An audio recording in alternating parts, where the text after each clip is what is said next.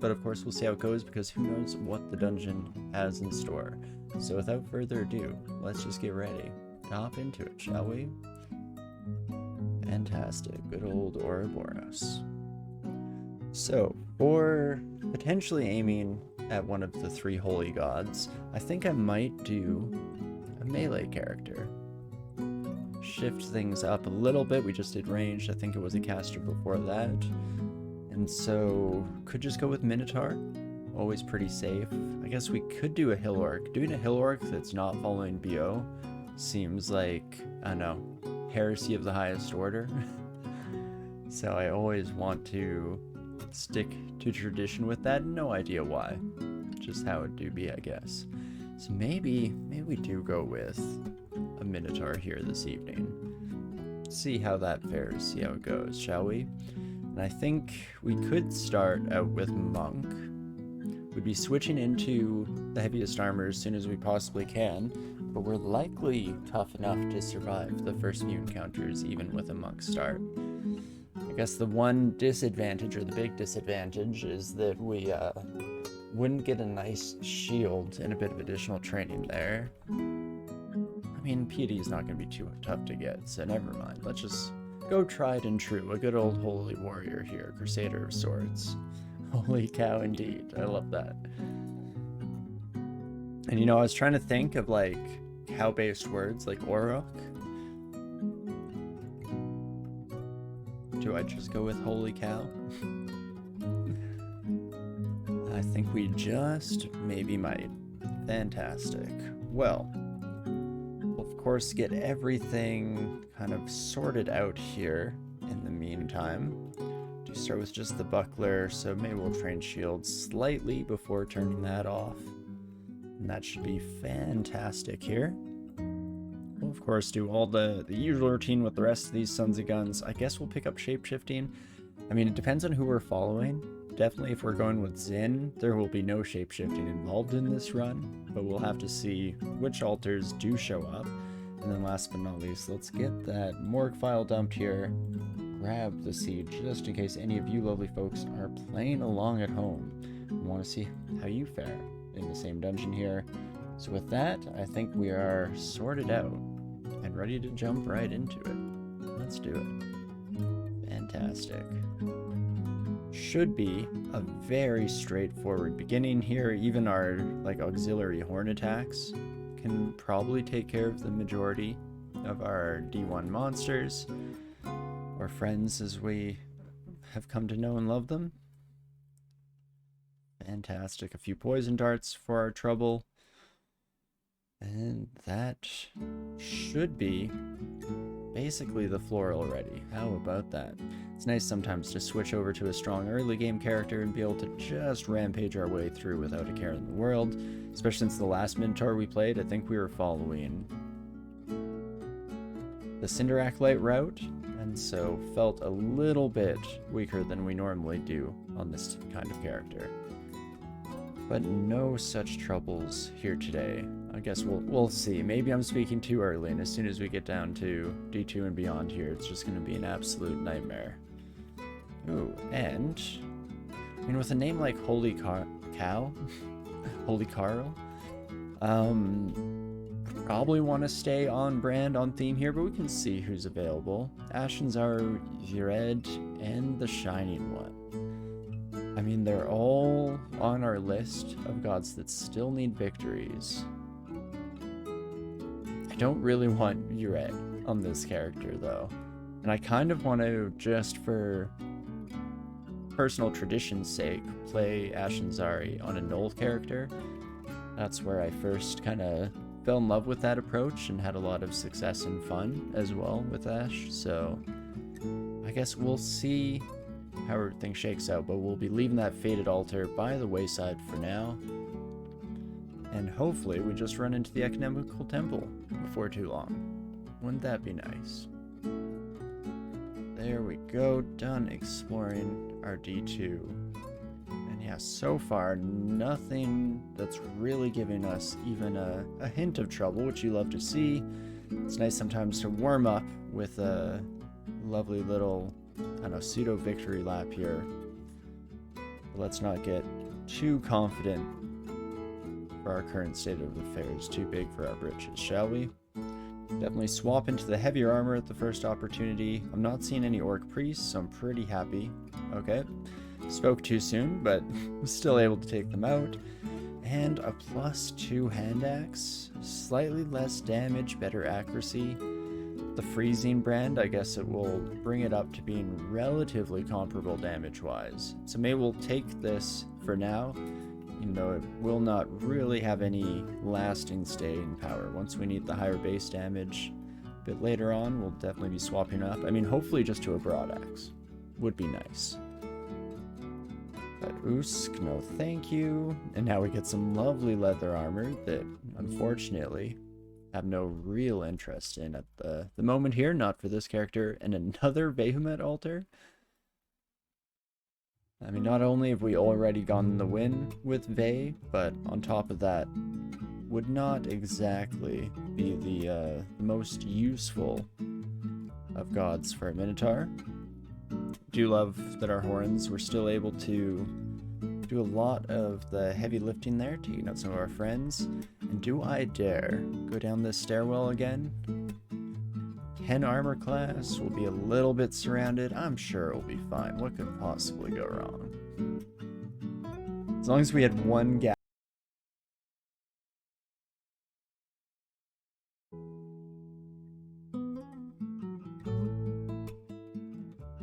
Oh boy, we have fun here. I'm gonna give myself an aneurysm with the network. Last time we had a good excuse. There was a solar storm going on, lots of reasons why our internet might be dying. No idea why it's happening again here today. That's fantastic, I guess.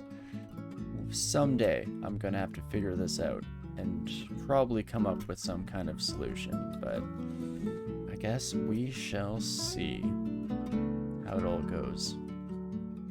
Oof, oof, oof.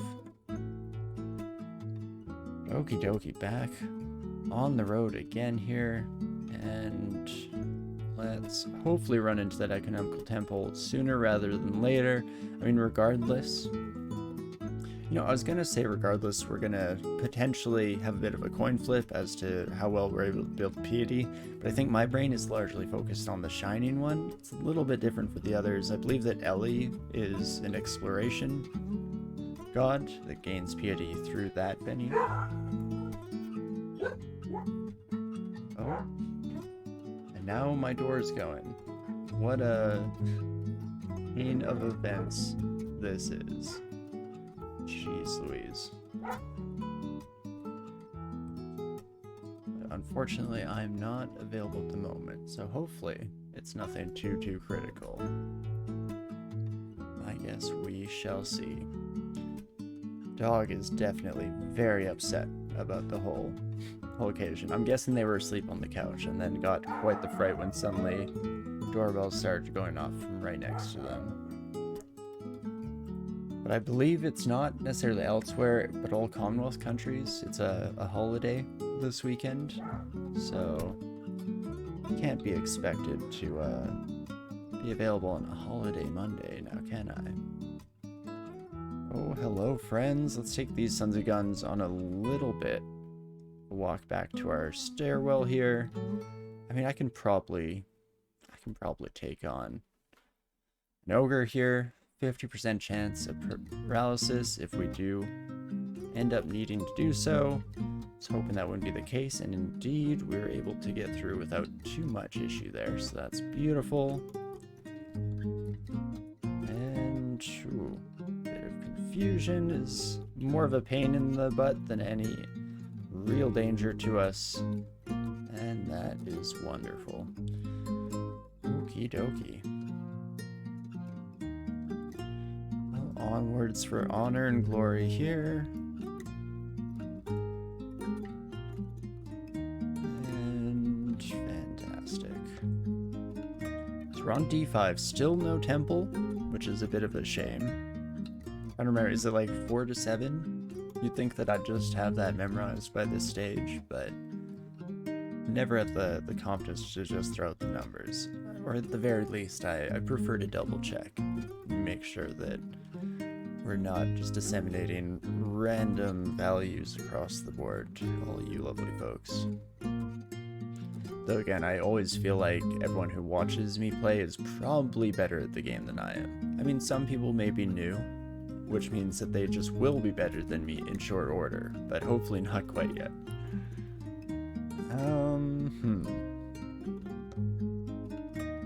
I almost wish that I could leave these Sons of Guns around for some guaranteed piety from our good gods, but that's fine. +2 hand axe with no ego will not be swapped to anytime soon.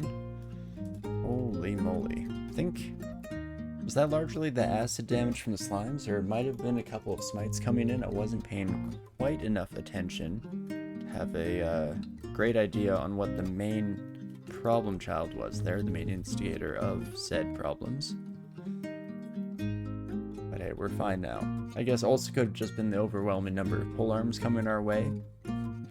That generally does a pretty solid amount of work into, you know, discontinuing our survival, as it were. But let's definitely just paralyze Maggie and take them out in a nice spell swoop here. A Morning Star of Draining is kind of interesting. I'm a bit committed on the axe front, I think. But something, you know, to keep in mind, I guess, if we do decide that we want to change things up. But it looks like we do have Ellie and we do have Zin here. No Shining One, I believe. That does not look to be the case, but that is fine.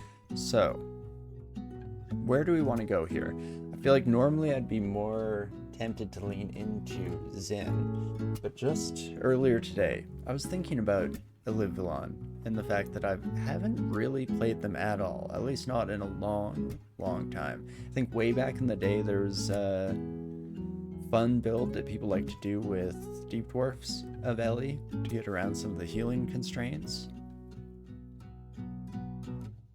Maybe we'll try that out today. We get some good life protection where it can protect us from a fatal blow. I think Ellie's is the strongest of the 3 good gods. It actually goes to 100% when you're at max piety. And then on top of that, we have the ability to heal enemies, and doing so can pacify them, so that can be a fun way to take care of some middling threats. Anything too strong will probably not get converted, unfortunately, but especially animals with low intelligence, it can generally be a bit more straightforward, so this could be like an anti-Hydra method here. And then on top of that, we also get, of course, healing for ourselves. So that's essentially getting on-call heal wounds potions, which if we have good defenses, we can probably heal our way through a lot of trouble. So let's try it out. It's a little bit different from how I normally play, but eventually we're going to have to get Ellie knocked off the list here. So why not today to at least give it a shot and see how things go. Hello Roga, how's it going? Hope things are well on your end, my friend. Welcome, welcome.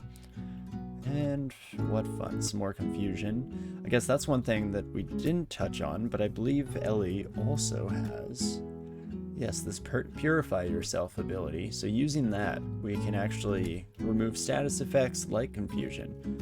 So that can be a nice little move to have in the future as well. I'm trying to think of all the conditions. I don't think that it works on things like corrosion, if I had to guess. But a lot of, you know, petrification, slow, all that good stuff.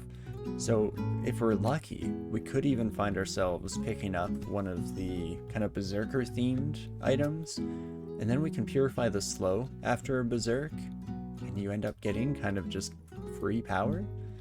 So we'll see what the dungeon has in store for us and what we're able to finagle, I guess, as things continue. Yikes. Was not really paying attention to how much damage was coming in from our polearm friend here. I might just die. Yikes. Well, that's what I get for falling victim to the hubris of the Minotaur. Of course, we should have been a little bit more defensive there. There was no real reason to walk directly into the brunt of things. Take it all directly on the face, so whoopsie daisies. But hey, a good warm-up run, shake off the jitters. Does give us another opportunity if we wanted to potentially switch away from Ellie into one of the other gods, but I'm feeling alright about that choice based on our extremely limited experiences in that run. But hey, we'll see what this one has in store with that new seed. And additionally, hopefully this time, we don't deal with any disconnection issues. Wouldn't that be fun? Have things go a little bit more smoothly this time around. Imagine that. Okie dokie. Unfortunately, it does mean that we go through the early dungeon again, which, like last time, will hopefully, if all goes according to plan, will not have anything much of interest going on. Okay, unless a shaft immediately takes us down. And still landed nearby a stairwell, so not the end of the world by any stretch of the imagination, but still, I guess, added a slight uptick in our amount of commitment that we need to put into the early game here. Okie dokie, back down we go. Jesus.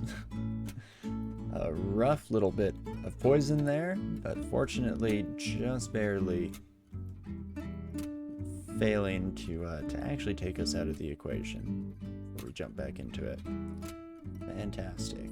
I mean, this time around, one thing that we could get lucky with is potentially a slightly better... This could go poorly if we start taking some nasty hits, but I'm hoping that we can just murder through the whole crowd. Fantastic.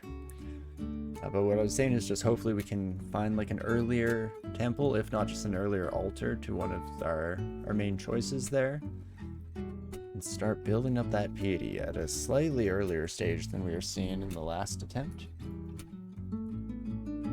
But I guess time will tell. We shall see how it all comes to pass here.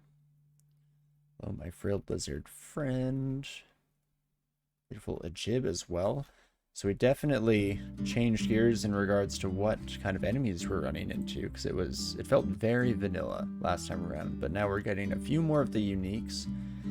Again, sprinkling in that little bit of, you know, spice of life just to keep things interesting, I guess. But still shouldn't be anything too far above our pay grade, and we'll continue to blitz our way through the early floors. Unfortunately, the one thing that we're lacking so far in the run that we got early last time is an enchanted axe, but c'est la vie, I guess. I don't know if that even makes sense now that I'm thinking about it, but we're gonna roll with it.